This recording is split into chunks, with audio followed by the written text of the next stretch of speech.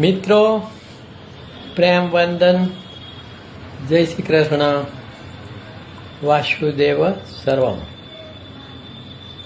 આજે મારા ક્લિનિકમાંથી એક આધ્યાત્મિક રચનાનું પઠન કરું છું. મારું અધ્યાત્મ એટલે આત્મા સ્મરણ, ખરેખરા હુંનું સ્મરણ, ચિદાનંદ રૂપ શિવોહમની અવસ્થા જે આદિ શંકરાચાર્યએ તેમના આત્મષષ્ટકમાં ગાય છે. મનો બુદ્ધય અહંકાર ચિત્તાની નાહમ ન ચ ક્ષોત્ર જીવે ન ચ દ્રાણ નેત્રે ન ચ વ્યોમ ભૂમિ તેજો ન વાયુ ચિદાનંદ રૂપ શિવોહમ શિવોહમ.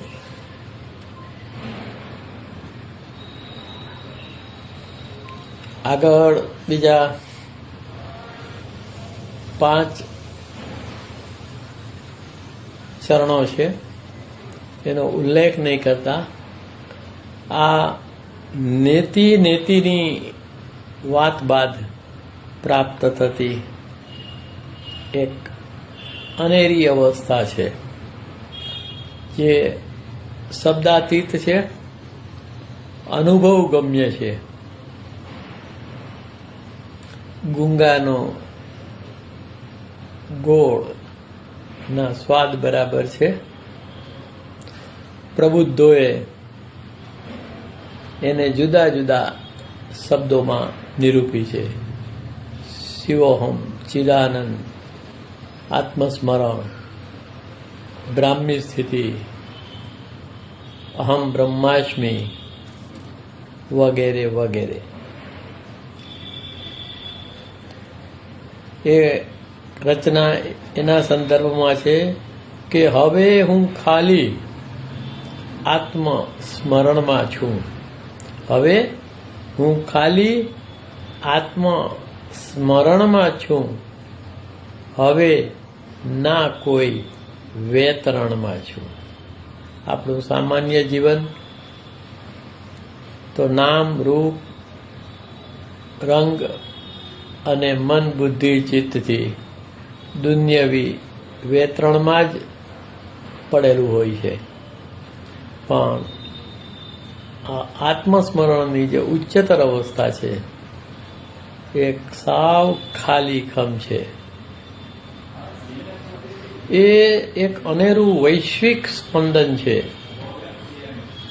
કે જેમાં તમે અત્ર તત્ર સર્વત્ર બધા લોક અને બધા ભુવનમાં હાજર હો છો. હવે એના કોઈ વેતરણમાં છું. હવે હું ખાલી આત્મ સ્મરણમાં છું. આત્મસ્મરણના સંત રોબર્ટ અલબર્ટનજી આત્મસ્મરણને અલૌકિક ગુંજન કહ્યું છે. એ ગુંજન પણ નીરવ છે.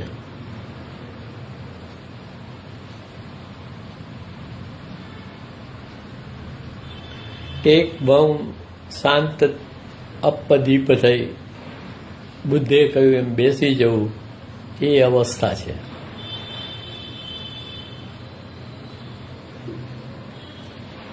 કે નિર્મમ, નિર્લેપ અને નિસ્પૃહ,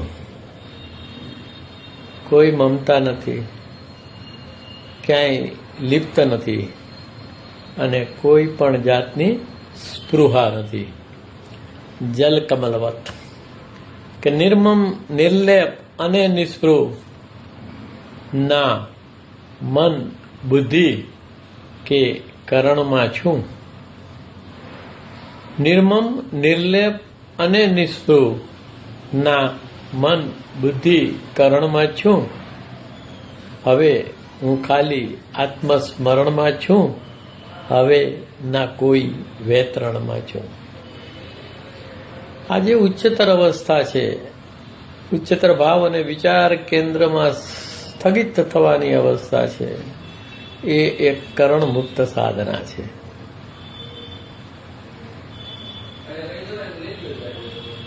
એ અવસ્થા માટે કોઈ કરણોની જરૂર નથી. તો જે સાધનાના બે પ્રકાર છે, કરણ સાપેક્ષ અને કરણ નિરપેક્ષ. જ્ઞાન માર્ગની આ સાધના કરણ નિરપેક્ષ સાધના છે. એટલે નિર્મમ નિર્લેપ અને નિસ્પૃહ ના મન બુદ્ધિ કે કરણમાં છું હવે, ના કોઈ વેતરણમાં છું હવે, હું ખાલી આત્મસ્મરણમાં છું. કે સમય મૂકીને ક્ષણે ક્ષણમાં, આ અવસ્થામાં સમય નથી હોતો. તમે સમયસર સમય પર થઈ જાઓ છો. તો સમય મૂકીને ક્ષણે ક્ષણમાં, આજે સમય મૂકીને ક્ષણે ક્ષણમાં ખળખળ દિવ્ય ઝરણમાં છું. સમય મૂકીને ક્ષણે ક્ષણમાં ખળખળ દિવ્ય ઝરણમાં છું હવે, હું ખાલી આત્મસ્મરણમાં છું હવે, ના કોઈ વેતરણમાં છું. કે આજે અહીંયા, આજે અત્યારે અહીં અબઘડીમાં, આજે અત્યારે અહીં અબઘડીમાં ઈશ્વર પેઠે કણ કણમાં છું. કે આજે અત્યારે અહીં અબઘડીમાં ઈશ્વર પેઠે કણ કણમાં છું. તો તમારું હોવું એટલું વિસ્તૃત થઈ જાય છે કે આપણે કહીએ છીએ ને કણ કણમાં ભગવાન. તો તમારું હોવું સર્વવ્યાપી થઈ જાય છે.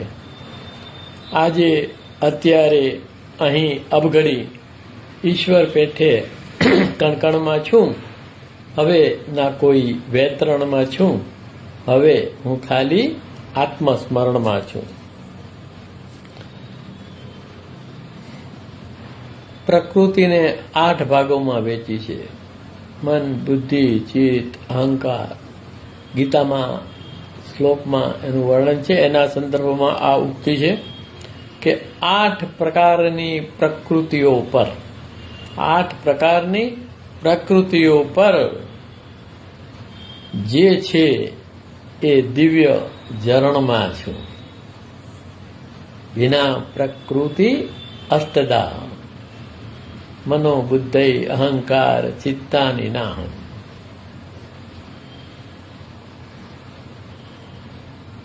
આ 8 પ્રકારની આ પ્રકૃતિ પર વહે જે એ દિવ્ય ઝરણમાં છું, વહે જે એ દિવ્ય ઝરણમાં છું હવે, ના કોઈ વેતરણમાં છું હવે, હું ખાલી આત્મસ્મરણમાં છું. મિત્રો, આવી ટચુકડી રચનામાં મૂળ ઉદ્દેશ તો એક એવી અવસ્થામાં ગરકાવ થઈ જવું કે જ્યાંથી કદી પાછું ફરવાનું નથી. અહમ તો આ સર્વ પાપેભ્યો મોક્ષયિષ્યામિ મા શુચ. મારા શરણે આવી જા, ચિંતા ના કર. મને પામ્યા પછી બીજું કશું જ પામવાનું રહેતું નથી. પરંતુ આ માથું આપણું જે છે એ નમતું નથી ને. હાથ અને મસ્તક નમાવવું એ બહુ અઘરું છે. બહારથી નાટક કરવું ઘણું સહેલું છે. અંદરથી અસ્તિત્વને નમી જવું એ નામ સ્મરણ કરતાં પણ ઉચ્ચતર અવસ્થા એવી આત્મસ્મરણ છે. અસ્તિત્વનો સમગ્ર સ્વીકાર, સહર સ્વીકાર વેદનાનું રૂપાંતરણ કરવાનું છે, આઘાતોને સહન કરવાના છે, સીધા ચઢાણ ચડવાના છે, રાતને દિવસ, દિવસને રાત જાગરણમાં જ રહેવાનું છે. આપણે બધા નિંદરમાં છીએ એવું કહીએ તો આપણને આઘાત લાગે છે. વાસ્તવમાં તો આપણે નિંદરમાં જ છીએ. આપણને કોક હલબલાવે નહીં ત્યાં સુધી આપણે જાગતા નથી. છેલ્લા ઘણા વર્ષોથી આવા નાનકડા જોડકણાઓ દ્વારા હું એ જાગને મનવા, મન જાગી જાય તો એ જ આત્મા થઈ જાય છે. ચૈતન્યના બે છેડા છે. મનમાં રહી જીવનભર બેભાન રહેવું, અથવા તો આત્મન્યેવા આત્મના તુષ્ટ થઈ સભાન સજગ સચેત અલૌકિક આત્મસ્મરણમાં રહેવું. બંને આપણા માટે અવેલેબલ છે. પરંતુ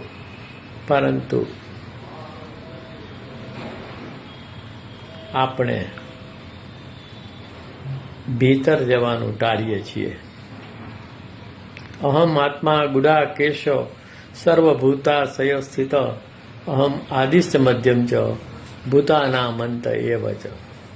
તો આ બધાના હૃદયમાં બેઠેલો કૃષ્ણ ભગવાન ને નિરખવું અને બધા આત્માને પોતાના આત્માના જ અંશ સમજવા. સમમ સર્વેષુ ભૂતેષુ તિષ્ઠન્તમ પરમેશ્વરમ.